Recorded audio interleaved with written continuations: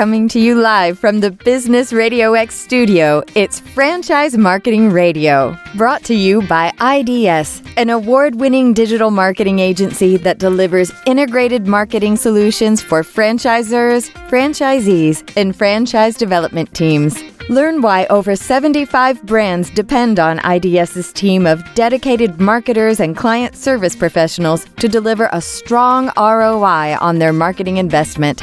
Go to idsfranchisemarketing.com for a complimentary digital audit and consultation. Lee Cantor here, another episode of Franchise Marketing Radio, and this is going to be a fun one.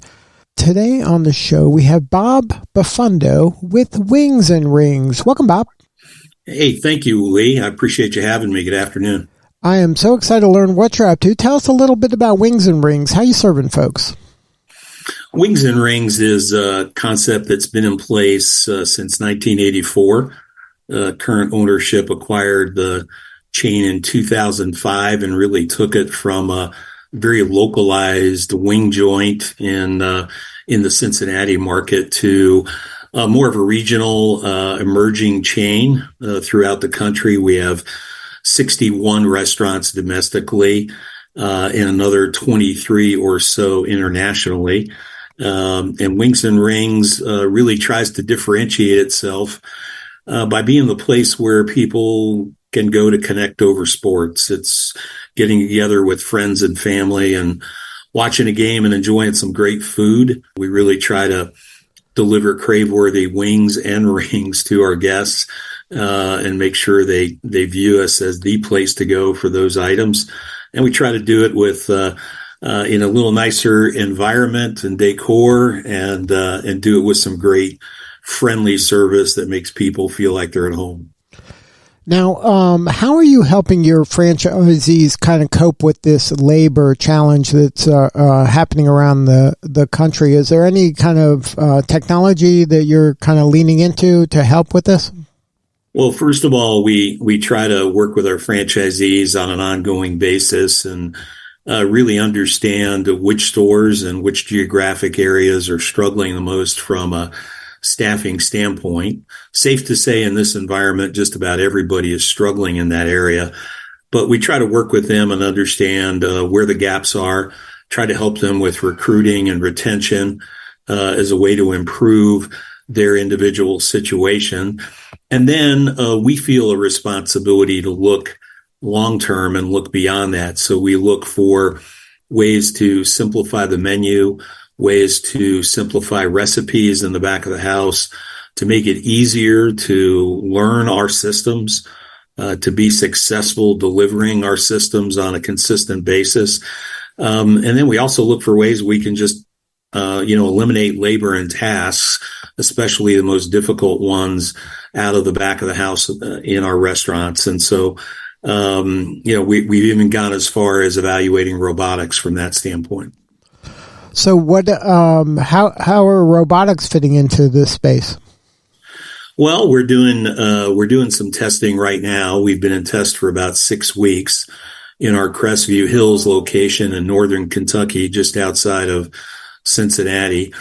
And in that location, we are evaluating what essentially is a fry cook, a robot that handles the cooking of our wings, of our boneless wings, of our fried fish, and all our fried items are being evaluated right now as a way for the robot to basically take away some of the more difficult tasks that go into working the back of the house at Wings and Rings.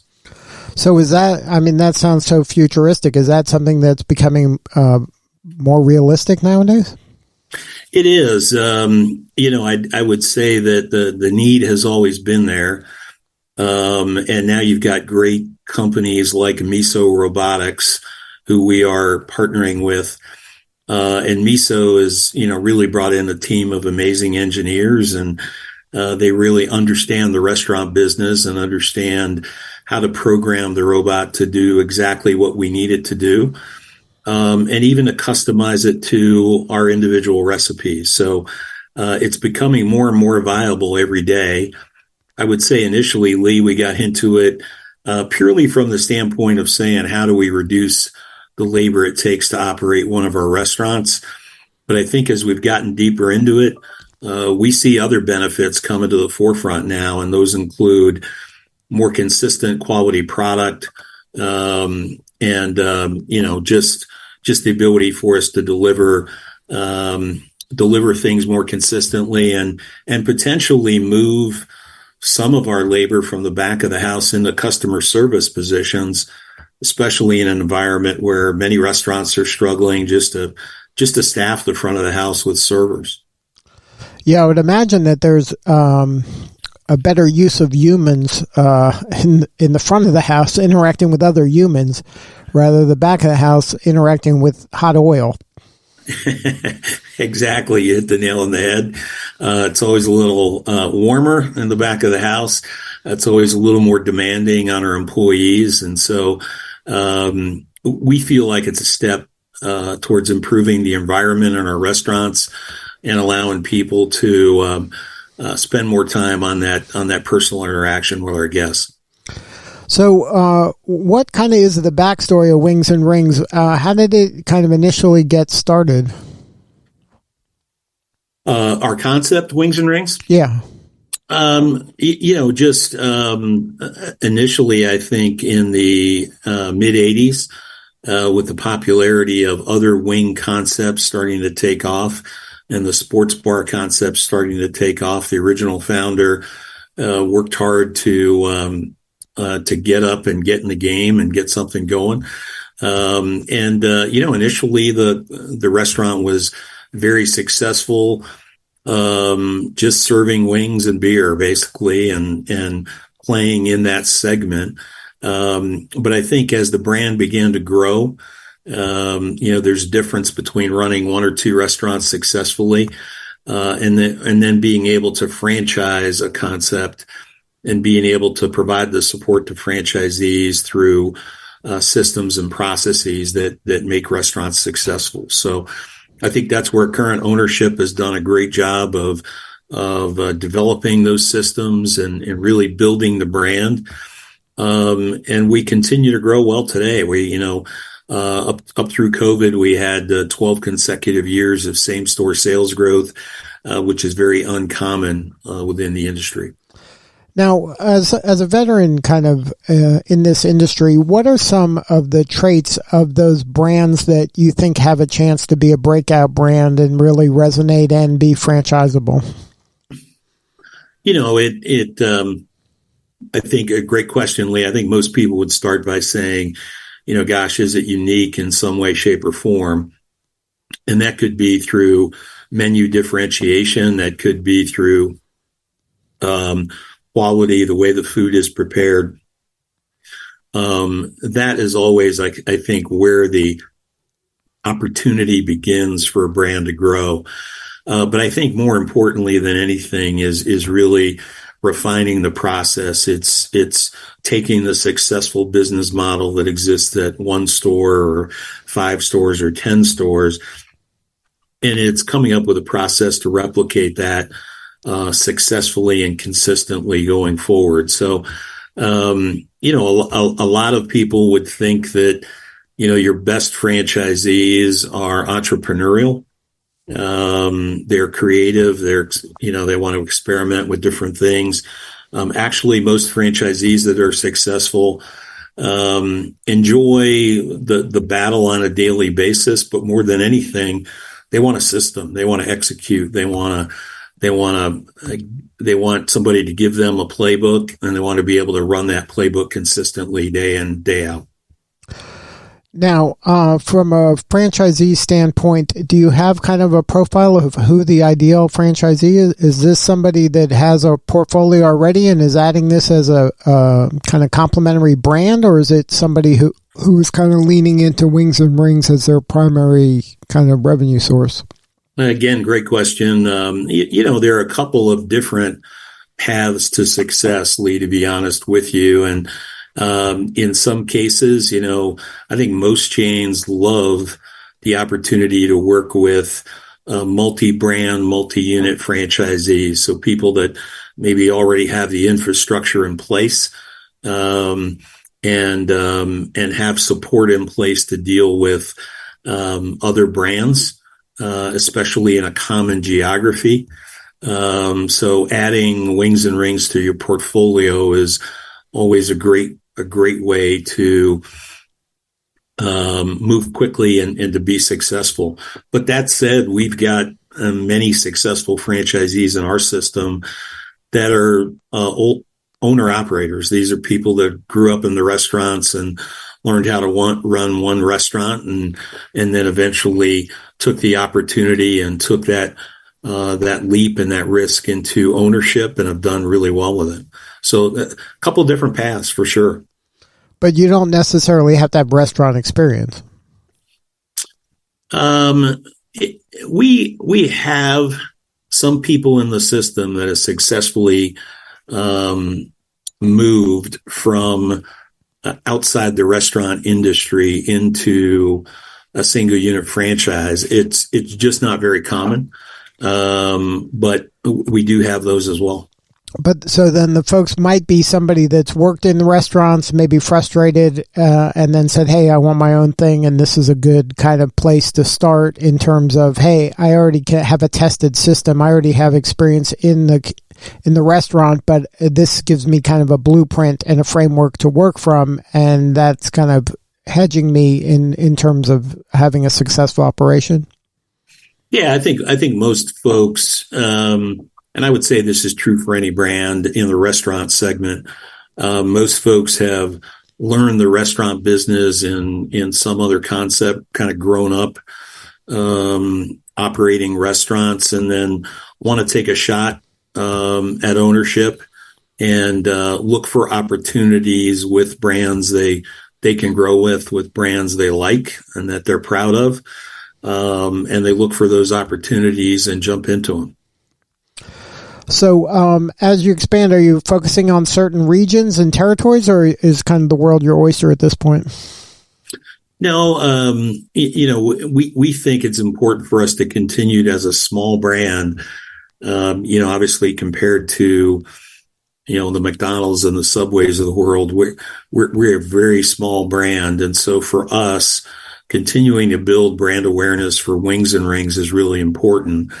And as a result, we have a couple of different core markets. We're very solid in Ohio and surrounding states like Kentucky and Indiana.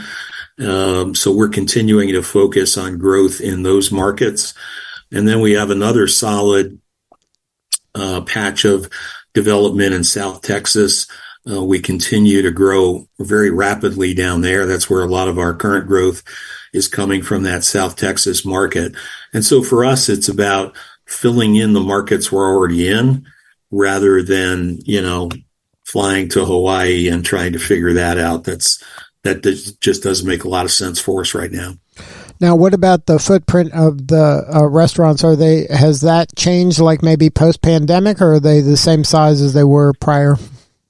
Yes, it has changed, and actually it began to change pre-pandemic. And again, give current ownership and leadership the credit there. Our traditional building was 6,000 square feet. But in October of 2020, we opened our new prototype, which we called G4, just abbreviation for Generation 4 building. And that building is now 5,000 square feet. But it also includes what we call a valet pickup or a pickup window. So in other words, people that order online or call into the restaurant don't have to get out of their car. They can swing through a valet pickup and have their food brought to them. They most likely have prepaid by credit card, either on the website or through a third-party delivery company, and as a result, just swing through and pick up their food. So I say all that because ownership really saw the trends changing for the restaurant business and saw off-premise in all shapes and forms, whether it's carry out, whether it's delivery, whether it's catering, saw all of those segments continuing to grow and continuing to do well going forward.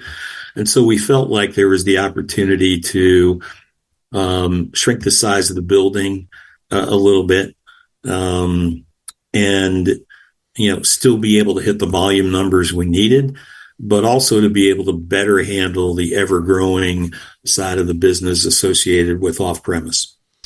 Now, is the person that's kind of coming up to that valet window, is that percentage just kind of trending up, that it's more and more every year?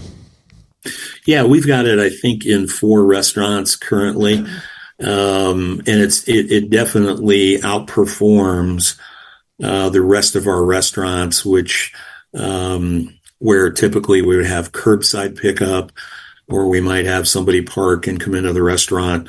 It's definitely outperforming those previous approaches that we took, and it's just so easy and so quick for the guest that it's really been a big hit.